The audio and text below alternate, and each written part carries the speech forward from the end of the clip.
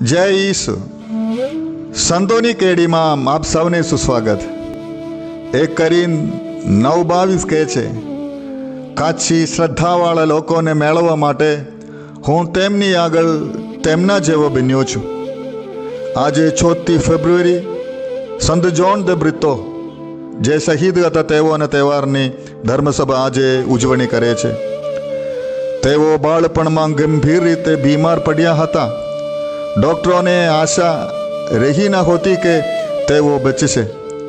ત્યારે તેમની માતાએ દૃઢ વિશ્વાસ સાથે સંત ફ્રાન્સિસ ઝેવિયરના મધ્યસ્થત્વ દ્વારા ઈશ્વરને પ્રાર્થના કરી અને પ્રતિજ્ઞા લીધી કે પુત્ર સાજો થશે તો તેને ઈશ્વરની સેવામાં અર્પણ કરશે।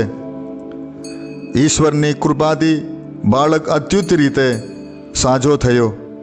આ ઘટના જોન દ બ્રિતોના જીવનમાં ઈશ્વરની ખાસ બોલાહટનો નિશાન બની।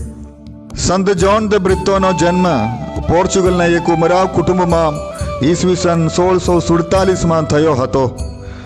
તેઓ ઈસુ સંઘમાં પુરોહિત દીક્ષા ગ્રહણ કરી। તેઓ પોર્ચુગલના મિશનરી હતા, જેમણે પછી દક્ષિણ ભારત તમિલનાડુમાં સેવા આપી।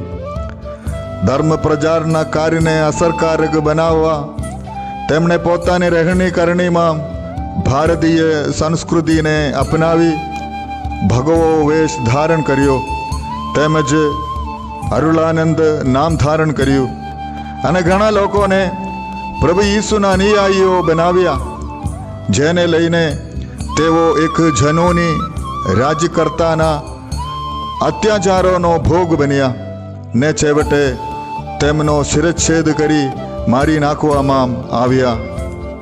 આપણે સૌ સાથે મળીને પ્રાર્થના કરીએ। હે સર્વસમર્થ પ્રભુ, જોન દ બ્રિતો જેવા સંત દ્વારા તમે ગંતીલા શુભ સંદેશવાહકનો આદર્શ પૂરો પાડ્યો।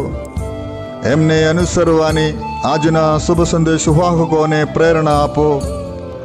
તમારા નીવડેલા સેવકો તરીકે તેઓ વેશ અપનાવે, પૂરી દગસ્તી ઠેર ઠેર તમારા સંદેશની ઘોષણા કરે ને ભારતના કરોડો લોકોને તમારે શરણે લાવે। પ્રણામ મારિયા, કૃપાથી પૂર્ણ, પ્રભુ તારી સાથે છે। ભાગ્યવંત તું સ્ત્રીઓમાં અને ભાગ્યવંત તારા ઉદરનું ફળ ઈસુ। હે પવિત્ર મરિયા, પરમેશ્વરની માં, અમો પાપીઓને વાસ્તે વિનંતી કર, હમણાં અને અમારા મોતની વખતે। આમીન।